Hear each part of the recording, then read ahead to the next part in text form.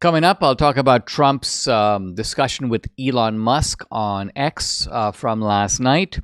And I'll also ask the question, or begin asking the question, is Kamala Harris a socialist? Newsweek senior editor Josh Hammer joins me. We're going to talk about a potential Iran attack on Israel and whether that portends a large-scale war in the Middle East. Hey, if you're watching on Rumble or listening on Apple, Google, or Spotify, please subscribe to my channel. This is the Dinesh D'Souza podcast.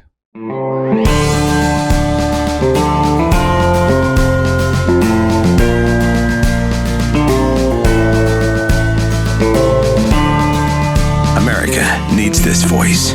The times are crazy. In a time of confusion, division, and lies, we need a brave voice of reason, understanding, and truth. This is the Dinesh D'Souza podcast. I wasn't here yesterday. As you probably know, Debbie and Myra Flores were in studio. A fascinating conversation about a lot of different things, but also really about the Hispanics emerging as a decisive factor in U.S. politics, and this is especially so here in Texas. Myra pointed out to us that the size of the Hispanic population, for the first time, just recently surpassed the white population, and that means that we need Hispanics for Texas, and we also need them for the long-term future of the Republican Party. Lots to talk about. I'll start on a slightly amusing note. The Olympics are over. Debbie and I watched some of the closing ceremony, which was admittedly somewhat comical because it was a little bit of a Gen Z type of event, and we were kind of chuckling at the personality of these Gen Zers. Now, the Gen Zers, by the way, performed amazingly, and the U.S. Gen Zs were stars of the show. What was it, 38 to 40 gold medals, just a tremendous number of magnificent performances. I think really the heroine of the games was Sydney McLaughlin-Levrone, and what a beautiful way in multiple interviews. And Debbie and I were sharing some of these back and forth, just boldly testifying about her faith and about Christ and about how winning is important, but it's not the most important thing. And I was thinking to myself, my mind actually flashed back to the movie Chariots of Fire. And I was thinking, wow, we have in this woman is she from California, honey, or Florida? We're not really sure. In any event, she is a modern day Eric Liddell. Remember Eric Liddell, the Scottish guy, the Scottish runner who wouldn't run on Sunday and became a sort of a global hero and a Christian hero? Well, the age of heroes in that sense is not completely gone. And this was a really striking thing to see. On a somewhat less elevated note, the Algerian biological male with XY chromosomes that won the gold medal by pulverizing a bunch of women. I saw a really weird article about this guy. And the article said that his female sparring partner came to the discovery that this was a man. And so she's like, what's going on here? Why am I boxing with a man? How can a man be fighting in the female division of the Olympics? And according to the sparring partner, the Algerian trainers said, oh, you know what? This guy is a man, but his genes have been altered. And she's like, altered? How? And they were like, it's because he lives high up in the mountains. Supposedly, as a result of living at high altitudes, he has had some genetic and chromosomal changes, according to these Now, Debbie was like, I thought that the Algerians are Muslims. I thought that they would be against all this madness. Why are they okay with it? And my answer is this. The Algerians are having a great joke at the expense of the West. They're sitting back and going, listen, these Westerners are so crazy that they will allow a Muslim guy to go into the women's ring and pummel their women and knock them to the ground if all we have to do is say that this guy, quote, identifies as a woman. And all we have, so we found this guy, and he apparently does have some sort of genetic abnormality, an abnormality that I described as having testosterone, but the testosterone receptors are not, in a sense, expressing it. And so he does have some female biological equipment, but he's also chromosomally, he's XY, he's not XX. One of his victims, if you will, was holding up just with her hands like this, the X sign, kind of like saying, hey, listen, I'm XX. And if you want to know how this guy beat me up, it's right here. Kind of her way of protesting against the unfairness of the event. All right, that's it for the Olympics. Let me now talk about, I want to talk about Kamala Harris and Tim Walz, but I'm going to talk first about Trump and about the really very interesting, lengthy discussion that he had just last evening with Elon Musk on X. This was one of those X spaces, and I haven't listened to the whole thing, but I've listened to chunks of it. The first thing that strikes me is just how at ease Trump is on a wide variety of topics. This was not one of those, policy interviews. Rather, Trump and Musk are like two guys, at one point in the discussion, they talk about their mutual love of trains, and they get into it. And it's sort of fascinating to listen to because you can see that they are both animated by the topic and are speaking with genuine curiosity, genuine excitement, and also genuine knowledge.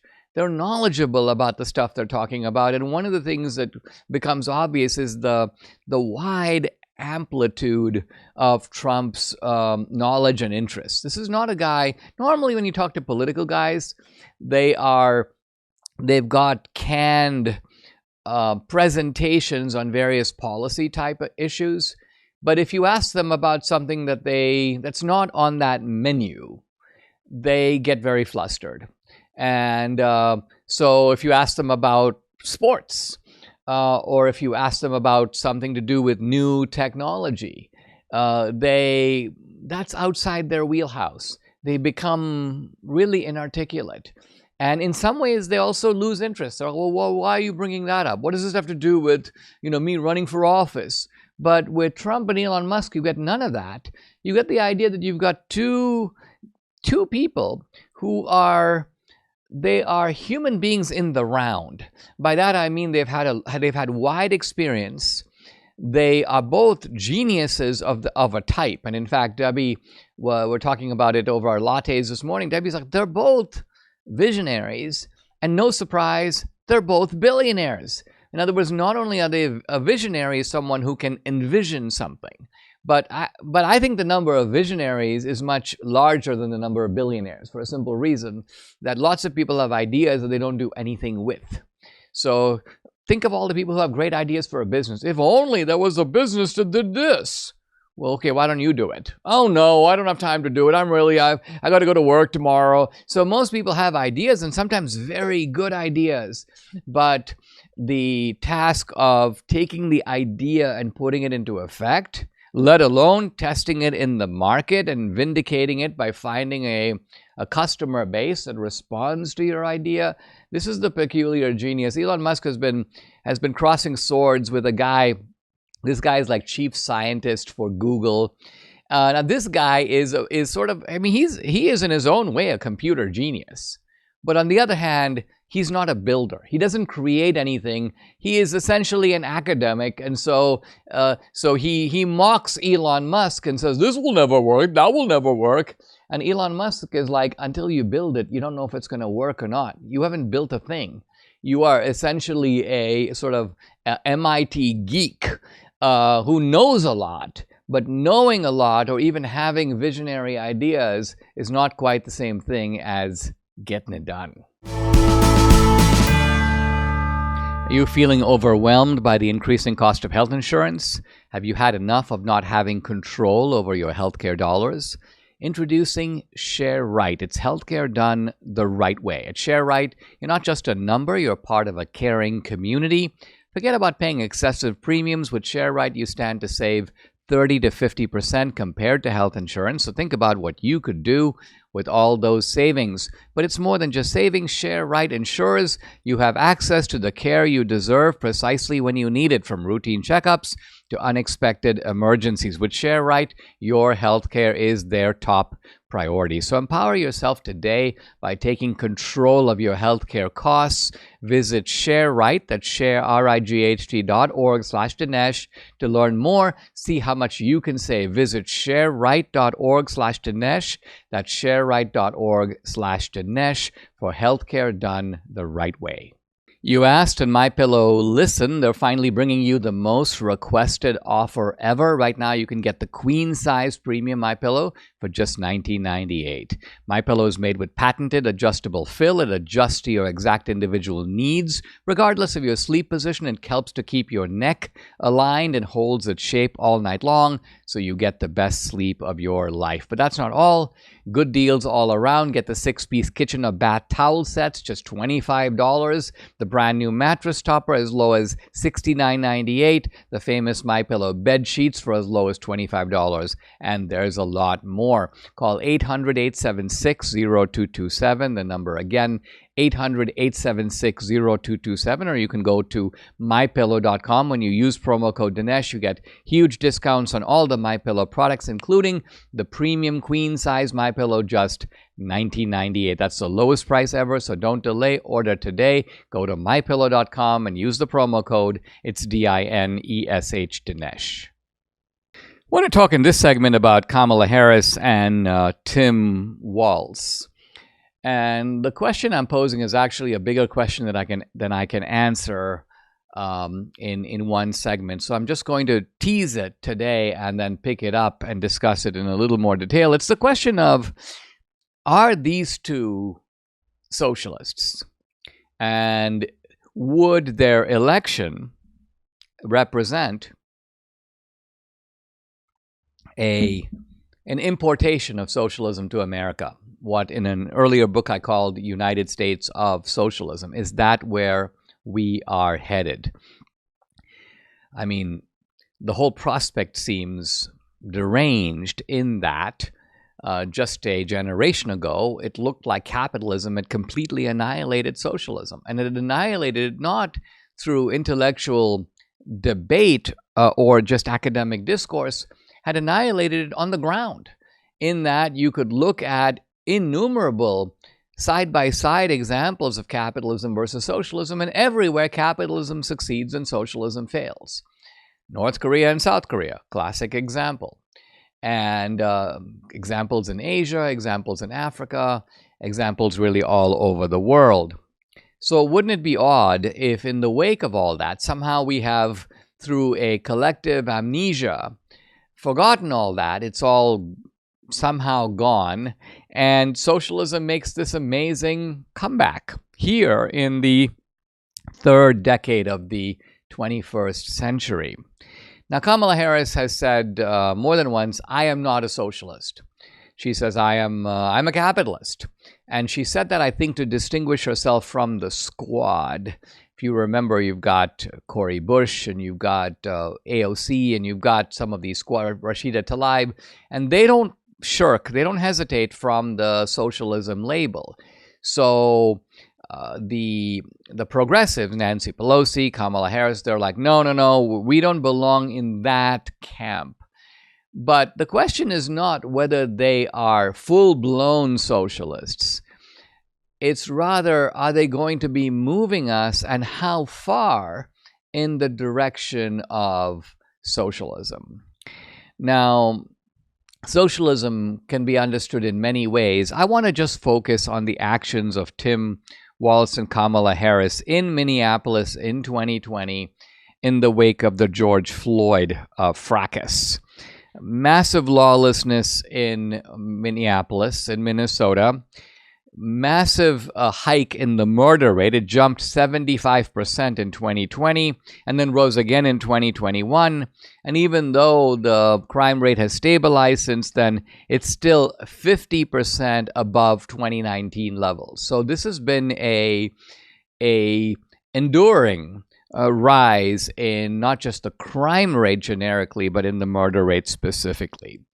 The arson, the looting destroyed businesses, many times small businesses that begged the government to come to their help.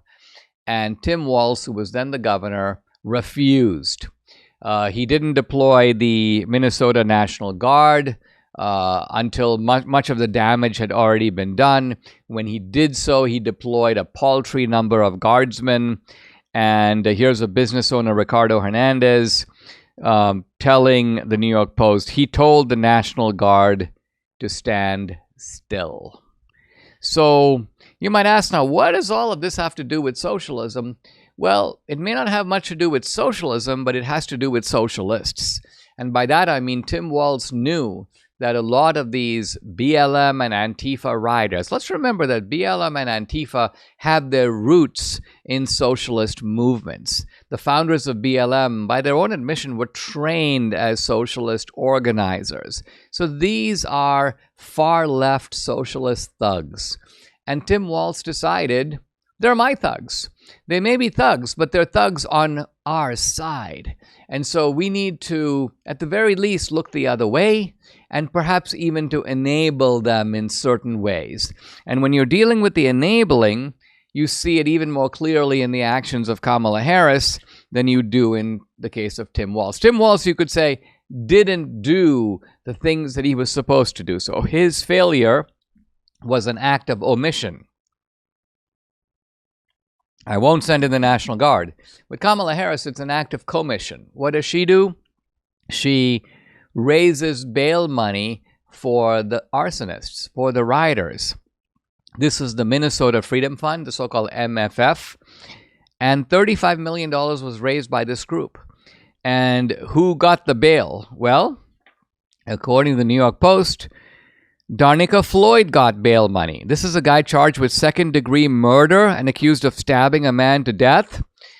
He was sentenced to prison in 2021 on the charge of aiding and abetting murder. Bail was provided for Christopher Boswell, a twice-convicted rapist who was charged with kidnapping and sexual assault. He was released on $350,000 bail. Later in 2023, he was sentenced to prison for criminal sexual assault. Lionel Timms bailed out for $10,000 after committing a felony third-degree assault aboard a bus in Bloomington.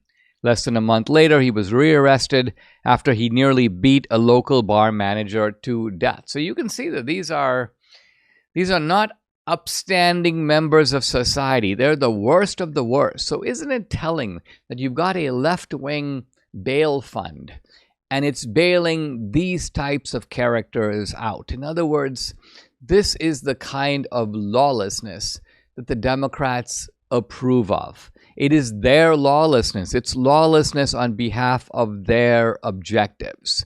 And these are the people who want now to take the reins of the country at large.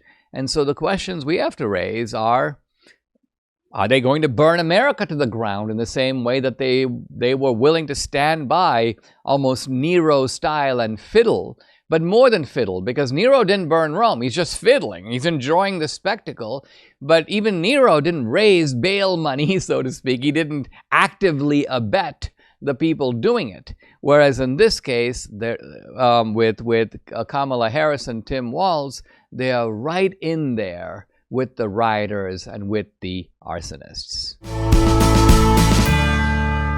Hey guys, I'd like to invite you to check out my Locals channel. Great way to support my work and big new movie coming out this fall. I post lots of exclusive content on Locals, including content that's censored on other social media platforms. On Locals, you get Dinesh Unchained, Dinesh Uncensored. You also get to know me in a more personal way. We post family photos, that kind of thing. And on Locals, you can interact with me directly. I do a weekly live Q&A every Tuesday. No topic is off limits. I have a movie page up on Locals with a bunch of cool films. 2,000 Mules is up there. the film that came out last fall, Police State, and of course the new one coming out this fall. And it's going to be a big one. If you're an annual subscriber, you can stream and watch this movie content for free. It's included with your subscription. So check out the channel. It's dinesh.locals.com. I'd love to have you along for this great ride. Again, it's dinesh.locals.com. Guys, I'm delighted to welcome back to the podcast Josh Hammer, Senior Editor-at-Large of Newsweek, where he also hosts the Josh Hammer Show podcast as well as syndicated radio show. He also writes a weekly newsletter, the Josh Hammer Report. The new book coming out shortly, Israel and Civilization, the Fate of the Jewish Nation and the Destiny of the West. Josh, thanks for joining me. It looks like things are heating up in the Middle East. There have been some reports about Iran threatening to retaliate for Israel's strike on the Hamas leader. The United States reportedly is sending some, it's sending the the USS Abraham Lincoln, maybe some other artillery and weaponry to the region. What do you make of all this? Is Iran going to be foolhardy enough to want to start a regional, perhaps even more than that, war? Or do you think that this is a kind of saber rattling exercise? It's very tough to say, Dinesh.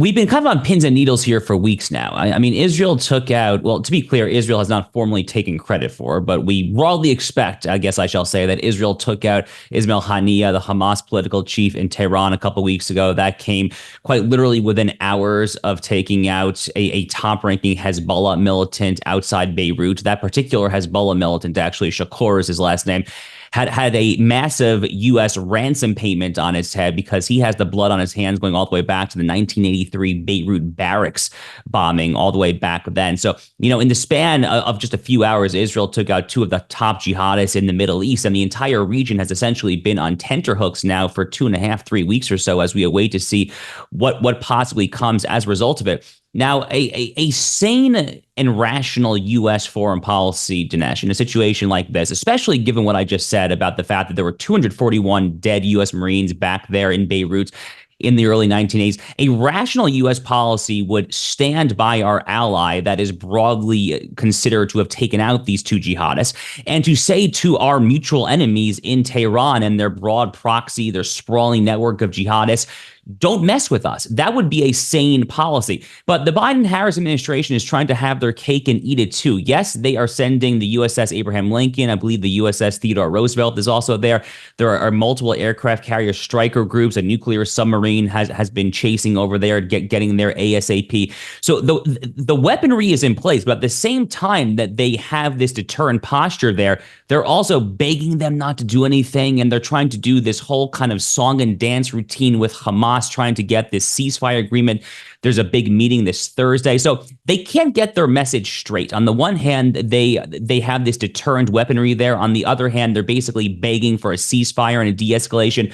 Those two messages are completely mutually incompatible. Ultimately, at the end of the day, and it's very hard to predict these things, I do not think it's going to be a devastating strike or anything like that from Iran. The Iranian regime, look, they're not rational. I mean, these are fanatical Islamists. They actually do believe in the whole 72 virgins in heaven, all of that. This is not a Cold War era geopolitical chessboard. But at the end of the day, if they care about anything at all, they probably care about their own survival. And they don't take the Biden-Harris administration particularly seriously, but at least they saw back in April that the U.S. did team up with the UK, France, and actually also Jordan and Saudi Arabia in intercepting that 300 to 400 missile and rocket volley that the Iranians shot at Israel. So I think there's probably going to be some sort of strike from Lebanon, Hezbollah. I think that's probably going to escalate even further. That could lead to a full-out war on the northern border to the extent that the current situation does not already constitute that, which it might. But I don't think that an actual massive strike from inside Iran itself is coming. I could be wrong, of course. I pray that I am not. Yeah, I mean, I tend to agree. The Iranians don't want to get into an all-out straight war with Israel, it doesn't seem. They look like they prefer to play this game where they use surrogates to make their strikes for them. And what their longer game, it seems to me, is to somehow try to tilt the whole global balance of power against Israel and to try to isolate Israel. Do you agree that that is their sort of strategic vision? And further, that their strategic vision is not going all that badly, in that when you consider Israel's number one and most reliable ally, namely the United States, the regime that's currently in charge is at the very least kind of dithering on its position toward Israel.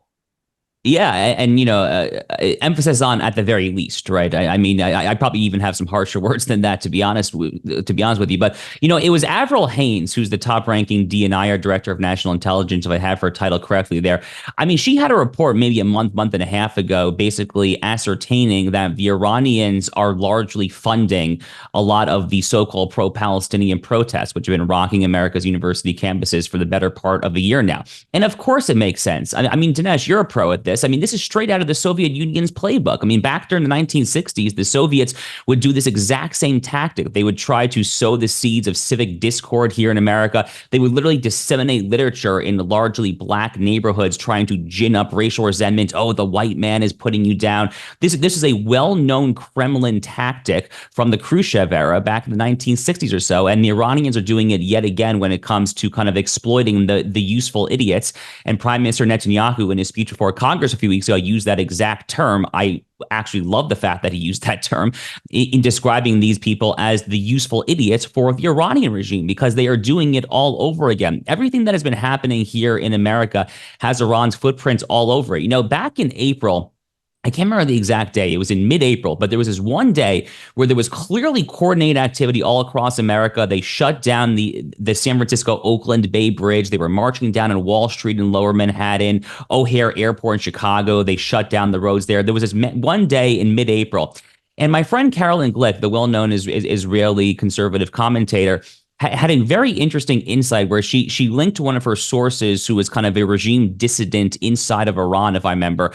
And he was kind of intercepting communications in Farsi, the native language in Iran, basically saying that that particular day in America, these protests was to an extent itself orchestrated from the Iranians. And they were laundering it through intermediaries, through actors. Look, Iran is not a first world country, but, we underestimate them at their peril. I mean, they do have a certain level of sophistication. There was a bombshell story that broke out last September in Semaphore, if I have the publication correctly there, that Iran had actually infiltrated the corridors of power right in Washington, D.C. There were Department of State, Department of Defense staffers whose positions were essentially being funded by the Iranian governments there. One of them was actually dragged before Congress and forced to resign, if I'm not mistaken. So, they are operating at a more sophisticated level than people give them credit for. But at the end of the day, I do not expect that they wish to get into an existential war, at least at this exact time, with Israel, because at least as it currently stands, they would lose that war all but assuredly. I mean, it seems to me, Josh, that this issue of these jihadis having a certain low cunning is certainly borne out in the fact that they have been able somehow to establish an extremely unlikely alliance with some real Sodom and Gomorrah progressives, right? I mean, you would think that as the jihadis approach these guys, their first instinct would be, there is no way that we have anything in common with these freaks, so if we're going to find friends, we're going to have to look elsewhere. But no, it's like they look past all that and they're like, you know what? We can make common cause with the left. And then maybe at the end of the day, we will have to have another fight with those guys. But in the meantime, let's take out our mutual adversary. So, I mean, that takes a certain amount of, you may say, tactical Machiavellian strategy to not only envision that, but pull it off. Yeah, totally. So, it's Dr. Judy Jasser, who's been in the game for a while now. He just ran for Congress out in Arizona, lost in his primary, unfortunately. But, he's been using this term red-green alliance for a long time now. I remember running an op-ed of his in Newsweek a handful of years ago on this exact topic. The red, of course, referring to the woke commies, the woke communists, the green referring to the Islamists, to those who espouse political Islam and radical Islamist sentiments. And, these two things, as you rightly point out, are not only do they not have anything in common, they are directly at loggerheads with one another. And, it really is farcical to an extent. I mean, if we go back 7 years ago or so, the face of the original Women's March, the one in Washington, D.C., what was Linda Sarsour, who wears a hijab and is a radical Islamist. I mean, Islamism and modern day feminism do not exactly get along well, though there are a lot of things that those two things do not agree on. But as you accurately point out, it's kind of the enemy of my enemy is my friend sort of situation here. It's a little bit of kind of an Alinskyite ends justify the means sort of logic going on as well. You mentioned my book at the outset, Dinesh. It's a forthcoming book, Israel and Civilization, the Fate of the Jewish Nation and the Destiny of the West. And in one of the concluding chapters of the book, I basically identify three core threats that face what I call Western civilization today. And Western civilization broadly being the biblical heritage, Jews, Christians, and so forth there. And those three threats are in no particular order: wokeism, Islamism, and global neoliberalism. And really, none of those three things have a whole lot actually in common with one another, but they are all fundamentally, to a certain extent, aimed at undermining the West traditional heritage, aimed at undermining traditional Christianity, traditional Judaism, churches, synagogues, the Bible, scripture, our broader legal, ethical, moral inheritance, and so forth there. So, if they're aligned towards that particular end, and that end being the uniquely evil end of the destruction of the West, if they are aligned towards that end, these forces can indeed make common cause with one another. The last thing I'll say on this is it was actually the Columbia University SJP chapter, their Students for Justice in Palestine chapter, the egregiously misnamed student group, which is really just a pro-Hamas organization. But, they let the cat out of the bag last week, the Columbia University chapter. They had an Instagram post, Dinesh. I'm not making this up. They literally wrote verbatim, "We are Westerners fighting for the eradication of Western civilization." I mean, that kind of gives away the game right there. Every so often the mask falls off. That's very much a mask off moment. I mean, I remember at Stanford University, this goes back to the 1990s when I wrote my first book, Illiberal Education, that they were being led by Jesse Jackson and others in shouting, "Hey, hey, ho, ho, Western culture's got to go." Now, when they did that, they were not referring to the culture itself so much as the Western culture curriculum at Stanford. And what they wanted to do was mobilize against removing these requirements of studying the great books. And I remember at that time I thought, well, okay, they're trying to remake the university. But isn't it interesting that as we fast forward now, the remaking of the university was a prelude to remaking society at large? You're not just trying to get rid of the Western Civ course. You're trying to get rid of free speech. You're trying to get rid of freedom of assembly. You're trying to actually take down the architecture of the West. Yeah, totally. And due process too, of course. I mean, one of my kind of, personal, one of my kind of, I guess, red pill moments, for lack of a better term. I've been a conservative my entire life since I was 12 years old. 9/11 happened when I was 12, and immediately I saw right then and there that evil exists in this world. And once you realize that there is this dichotomy between good and evil, you're basically a conservative, whether you realize it or not. But in any event, personally speaking, and kind of my journey, one of my truly kind of almost kind of self-radicalization moments was the 2018 Brett Kavanaugh interrogation, where, Kamala Harris, frankly, and Cory Booker and many of the others, listened to Christine Blasey Ford, the whole hashtag Believe All Women campaign, and they threw out 5,000 years approximately of civilizational norms pertaining to innocent until proven guilty. That is ultimately what they are after. It's not just Israel. It's not just the Jews. They truly are after the eradication of freedom of assembly, freedom of speech, freedom of religion, as you said, obviously your Second Amendment right to keep and bear arms, that goes without saying.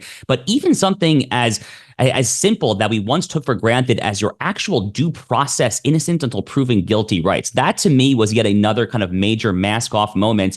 And again, that really is what the wokerati, the Islamists, they're both going at it. And that's why they find themselves, locking arms and joining forces to try to tear down the entire edifice that we have all built. Interesting stuff. Guys, I've been talking to Josh Hammer, senior editor at large at Newsweek. You can follow him on X at Josh_Hammer. The book to keep an eye out for, Israel and Civilization, The Fate of the Jewish Nation and the Destiny of the West. Josh, thank you very much for joining me. Always a pleasure. Thank you. I'm picking up my discussion of Booker T. Washington. We are in chapter 6 of his Up From Slavery. And in my view, this is one of the, if I were to recommend 10 great books about America, let's say to someone who was not exposed to America, this would probably be, in the upper half of my list because it's so accessible. Anyone can read it, as I did originally in India, long before coming to America. And yet its themes are not, in the end, just about Booker T. Washington. They have a much wider reach and resonance. Now, when we left off, Booker T. Washington has agreed to take on the supervision. In fact, he has the title of being the, quote, house father for a group of Native Americans, American Indians. And he says at the beginning that this was kind of tough because these people were coming from almost a different cosmology, a different universe. They had a different psychology. And yet, says Booker T. Washington, he says, within several weeks, quote, I had the complete confidence of the Indians. And I think I'm safe in saying I had their love and respect. So how do you do this? How do you accomplish this? Well, he tells you his secret. Let's find out what it is. It's actually a very good practical lesson for life for all of us. He says, I found that they were about like any other human beings, that they responded to kind treatment and resented ill treatment. Now, this appears to be a truism, a statement of obviousology. Treat people well and they will respond to you. Booker T is going to refine this statement into something a little bit more nuanced and important. Here's what he says. He says, the things that they disliked the most, I think, were to have their long hair cut, to give up wearing their blankets, and to cease smoking. So the Indians were like, we'll listen to you, we want to learn from you, but let us have our blankets, and we don't want to cut our hair, and we don't want to stop smoking. And Booker T. Washington's response is, okay. Why? Because his point is, you got to distinguish what is essential from what is secondary. Sure, in the ideal, you're going to be like, I want everyone to have short hair and look very kind of mannerly. I want to cut out the smoking, which is obviously not healthy. But Booker T. Washington's point is, I need to get through to these people. I'm trying to introduce them to the basic ingredients of civilization. And they're not going to come over in one jump. This is not like a fence where they just vault over the fence and they're like, okay, I'm yours, No. I even think of the early Christians when they went out and think about it. They went beyond the Middle East. They were encountering pagans. They were encountering Hindus. They were encountering polytheists, people of, Bedouins who had sort of no religious framework at all. Or at least no recognizable one to the early Christians. They had to figure out a way to communicate and get through to these people. And this is really what Booker T. Washington is dealing with. And he makes this comment. He goes, no white American ever thinks any other race is civilized until he wears the white man's clothes, eats the white man's food, speaks the white man's language, and professes the white man's religion. Now here, Booker T. sounds a little bit like a liberal, but he's not. He's simply saying, look, when you are trying to communicate a culture and a philosophy, let's take the example that I used a moment ago about Christianity. Which is more important? to convince this other guy who doesn't speak your language, doesn't have your religion, doesn't have really any framework, which is more important? To teach him to wear pants and a shirt, eat with a knife and fork, say good morning and good evening? Is that more important? Or is it more important for that person to recognize that there is a transcendent being, a God, who made them, who made the universe, who has laws, that if you follow those, not only are you being obedient, but it will make your life better. Those are the sort of essentials that you're trying to get across. And if you have to do it to some guy who's, wearing a turban or dressed up in a kind of loose cloth wrapped around his waist, who cares? This is what Booker T. Washington is saying. He then says, when it comes to learning trades and mastering academic studies, he goes, I found there was little difference between the colored and the Indian students. So they're very different from each other, but guess what? They can both learn and they can both develop a practical affinity for trades. And then Booker T. Washington, in a sort of slight pivot, tells an anecdote involving Frederick Douglass. And it's not immediately obvious why he is telling you this anecdote, but the moment you hear the anecdote, I think the reason does become clear. And that is that Booker T. Washington is saying that when you are trying to get through to people, don't assault their dignity. Don't make them feel like they are somehow degraded or lesser people, because then it creates a barrier that it's difficult to get across, or it's difficult to overcome. And so he goes, this reminds me of a conversation I once had with the Honorable Frederick Douglass. And I'm like, whoa, hold on. You've got Frederick Douglass, the great black hero of the 19th century, friend of Abraham Lincoln, the great abolitionist. Until I read this, I didn't even know that there was any connection between these two men. Booker T. Washington, by the way, was, he was 6 years old when Frederick Douglass was out there distributing pamphlets and agitating for the end of slavery. So they're not the same generation. And yet, interestingly, they met. And let's figure out what happened. At one time, Mr. Douglass was traveling in the state of Pennsylvania. And he was forced, on account of his color, to ride in the same baggage car in spite of the fact that he had paid the same price for his passage than the other passengers who had paid. Okay, so what happens is that there is a kind of colored baggage car. This is the early days of segregation. And there is a kind of a white car. Frederick Douglass pays the fee to be in the main car. And no, they're like, you have to go sit in the black car. Now, this is so embarrassing because Frederick Douglass is not only a friend of the former president, Lincoln, he has been the ambassador to Haiti, he's been a senior diplomat. He is actually one of the most, he holds a great eminence and is recognized to do that in the United States. So the moment that white people who are sitting in the kind of white man's car hear about this, they get out of the car and they walk over to the black car to talk to Frederick Douglass.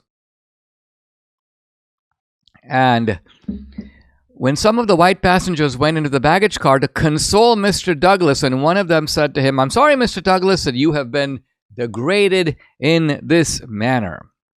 Mr. Douglass straightened himself on the box upon which he was sitting. Think of it, he doesn't even have a seat. There are just some boxes on the ground, and he's sitting on one of those. And Douglass replies, they cannot degrade Frederick Douglass. The soul that is within me no man can degrade. I am not the one that is being degraded on account of this treatment, but those who are inflicting it on me.